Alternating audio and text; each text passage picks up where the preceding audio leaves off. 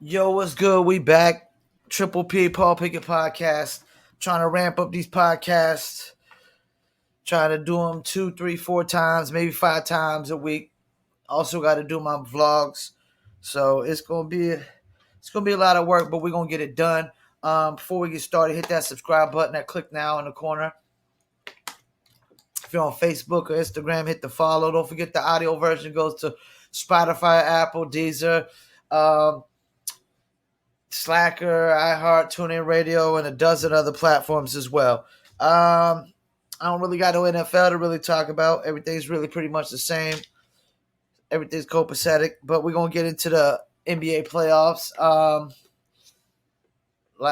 Tonight we got Clippers and Suns, game 5, and I think the Suns finish it tonight. The Suns punched their ticket into the NBA Finals. Second time since in my lifetime. First time since Charles Barkley and the crew took them. And Suns, can they? I mean, it. I ain't gonna lie, man. Chris Paul being a native North Carolinian, I would be happy to see him win this championship. I really would. I'd be happy. Be well deserved. It would help solidify his career for a guy that's been a great floor general, a great point guard in the NBA. Chris Paul's been a winner everywhere he's went. Wake Forest, New Orleans Pelicans, Clippers, Houston, Oklahoma City when they were supposed to be Oklahoma City was supposed to be tanking, and Chris Paul was like, nah, I don't think so. Not going to be able to do it. Double X Posse for all y'all old schoolers that don't know. Not going to be able to do it. No tanking on Chris Paul's behalf. Not going to be able to do it. So, yeah, I'm going to say the Suns punched their ticket in tonight against the Clippers. And even if the Clippers win this game, I mean, they're only extending the series because they're still, Clippers ain't coming back from 3-1 without Kawhi Leonard. No chances. No chances whatsoever. Not coming back for 3-1 without Kawhi Leonard. Let's get to the East. The Hawks lost to the Bucks. The Bucks are actually up 2-1 on the series. It's 2-1. So the Hawks won the first game, Bucks won the second, and they won the third. I'm going to say that Trae Young doesn't get injured last game. Bucks don't win that game. So the Hawks got to feel very good and very confident about themselves. Trae Young don't get hurt. The Bucks don't win that game. Trae Young comes back healthy. They can win this game. Trae Young is hurt next game. It's over. And it might be over for the Hawks anyways. But, the Hawks, I mean, even if the Hawks get no further, I mean, this season was a total absolute success. Total absolute success. They totally exceeded the expectations for this Hawks team. I think most people didn't even have the Hawks getting out the first round, and I said they were underselling the Hawks and overrating the Knicks. Then they definitely had them get demolished in the second round. At the most, people probably was like they'll get no further than the second round. I mean, the Hawks in the Eastern Conference Finals, and the Hawks win next game. I mean, they got to feel confident that they could go to the finals. The Hawks got to feel confident about next year, anyways. If the Bucks win this series, which they probably will, I'm going to say the Bucks are going to beat the Suns in the NBA Finals. I don't think Phoenix is big enough to go against Milwaukee. And Phoenix, I mean, they both got kind of a big three because DeAndre Ayton is balling out. And I'm going to get into that in a minute, this whole DeAndre Ayton thing, because the Kings, I mean, DeAndre Ayton went to the Suns, but the Kings screwed up because they could have had Luka Doncic or Trae Young. They could have had either one of those guys. I mean, if you gotta trade out De'Aaron Fox somewhere else, or you gotta move him to 2 guard, so be it. Because De'Aaron Fox ain't better than Trae Young. So I got the Bucks beating the Suns in the finals, and they go to the finals. I just think the Bucks experience, them playing together longer as most of the core. Um,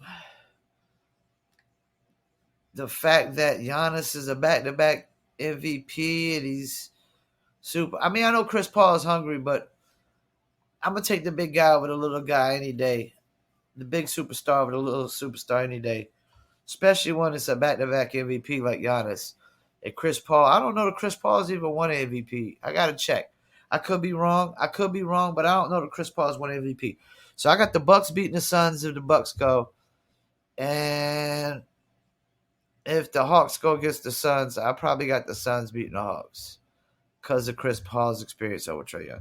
Let me get into this. Kings totally screwed up. I mean, because you got DeAndre number one. Marvin Bagley went number two to the Kings. I mean, Marvin Bagley is not panning out.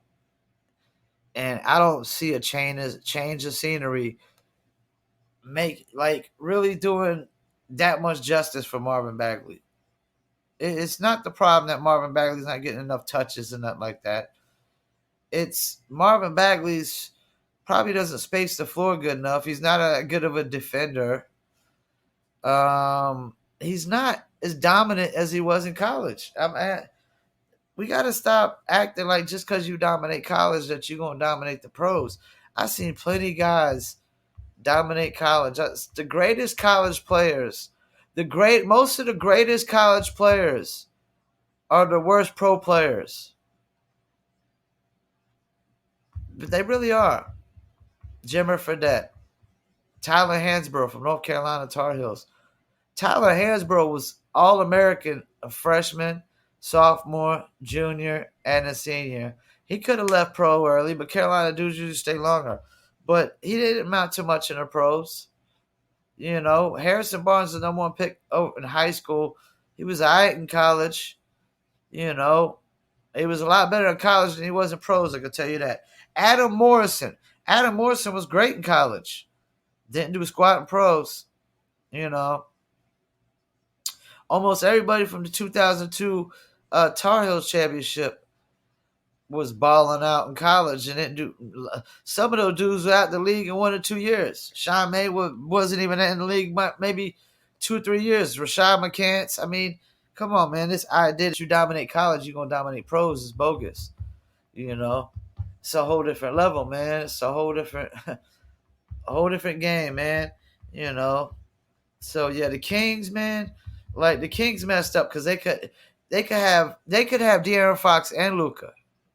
And if you got to trade out De'Aaron Fox to get Luka, so Luka got a ball more in his hand, then that's what you do. Because De'Aaron Fox, no disrespect to De'Aaron Fox, I like him.